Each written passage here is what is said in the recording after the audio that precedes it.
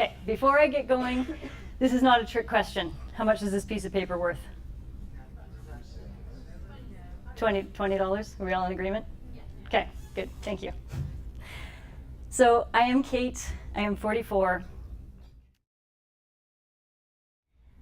Sexual abuse for me was the easiest to dismiss and minimize.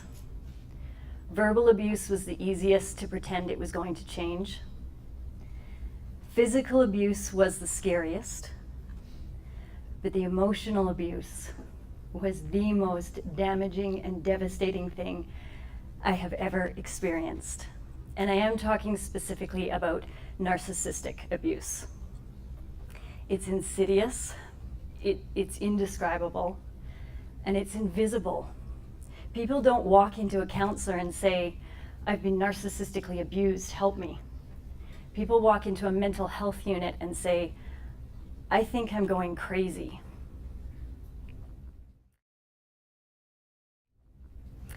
So, what is narcissistic abuse? You're not dealing with somebody who's working under the standard human model, okay? There's somebody who has a level of self-loathing that you and I can't even imagine. So much so that they have literally mentally destroyed their personality and replaced it with a false self. And at all costs, that false self has to be maintained. And I forgot one part that I wanted to tell you is that people literally don't know it's happening to them. And this is why I'm telling you this. There's a purpose for me telling you this, because I believe to my core somebody needs to hear it. And I really believe everybody needs to know what it is so you can protect your loved ones.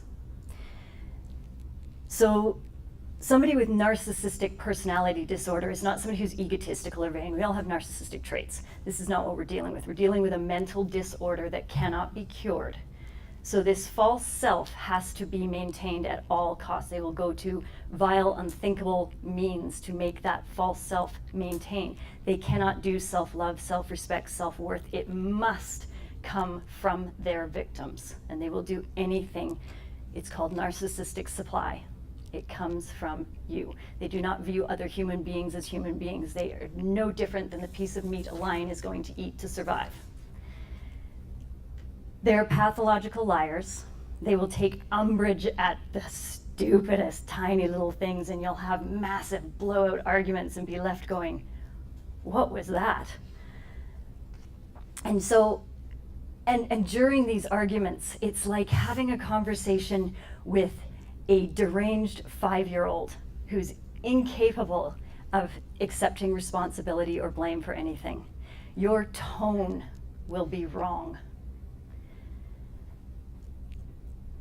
They can't understand what you're saying, so you have to say it in different ways. It's mind-bendingly frustrating going through all this. And eventually they will say, you just can't let things go. I'm exhausted and mentally drained from the drama you have put me through. And you picked the worst time to possibly do it. You have no idea about my needs, clearly.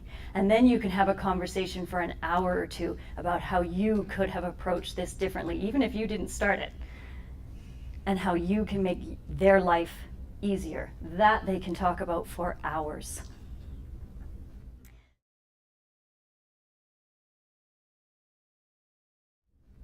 So why would you stay with someone like that, right? And the fact is, if you are a whole and healthy person who knows how to set healthy boundaries, you wouldn't.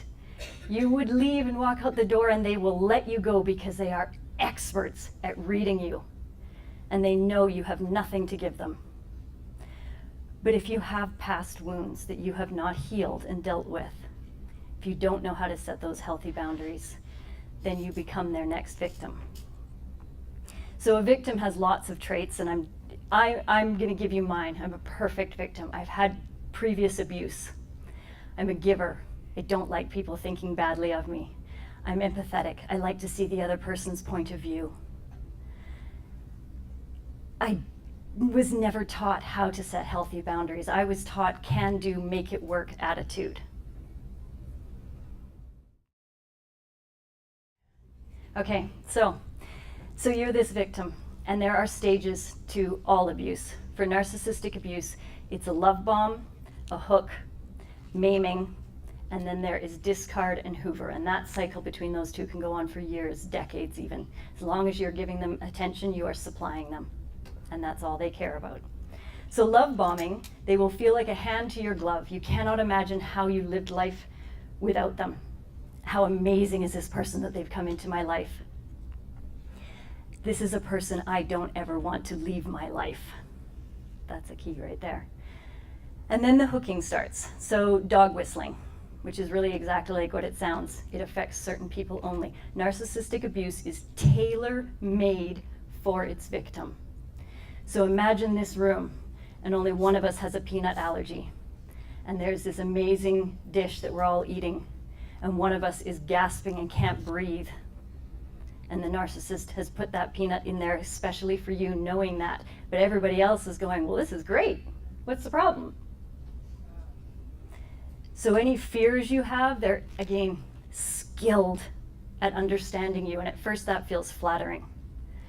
If you have a fear of abandonment, that's going to come at you all the time. You just don't get how important my job is and how much it takes out of me. And I don't know if I can be with somebody who's so insensitive.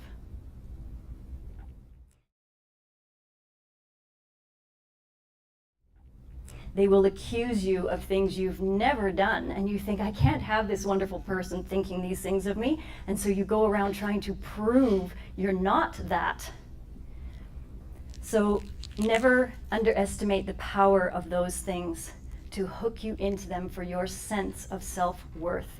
These stages happen over months, and they all overlap, so you don't see it happening. Gaslighting. Sorry, let's put that down here. So gaslighting, you're going to come home and they're going to say, we're out of milk. I reminded you to get milk. Why didn't you get milk? And you're thinking, when did you remind me to get milk? Well, you're obviously very forgetful and unorganized and insensitive because you know I need milk for the morning.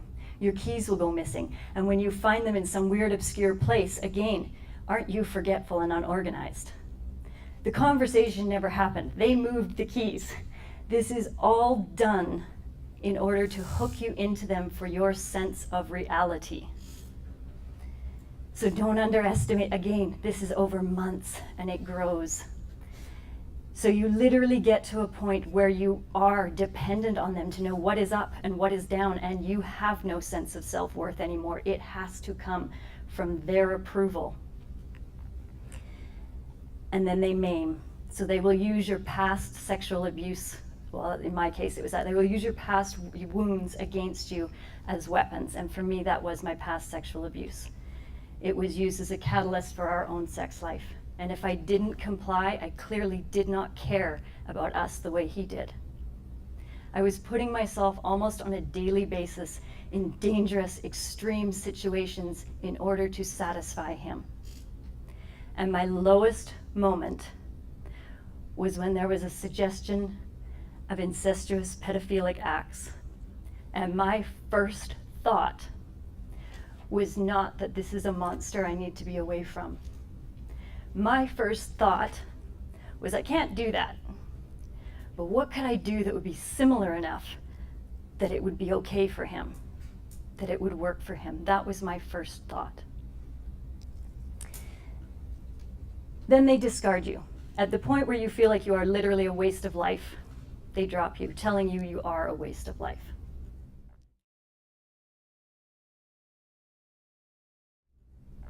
Now at this point, they're rarely single for long. So at this point, they are love bombing somebody else, which takes a massive amount of energy for them, right? For them to put on that false, perfect sense of self.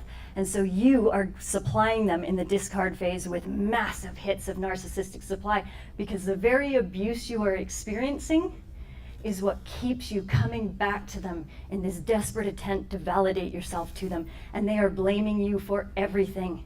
They are asking you to jump higher and higher and higher hoops, and you keep trying to do it. But as soon as you do one, they move the goalpost. It's excruciatingly frustrating.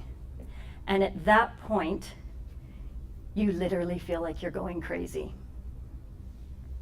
It does not get better, by the way. They have scientifically proven that somebody being discarded from a narcissistic relationship is going through the same as a person coming off of heroin, but worse. And it doesn't go away.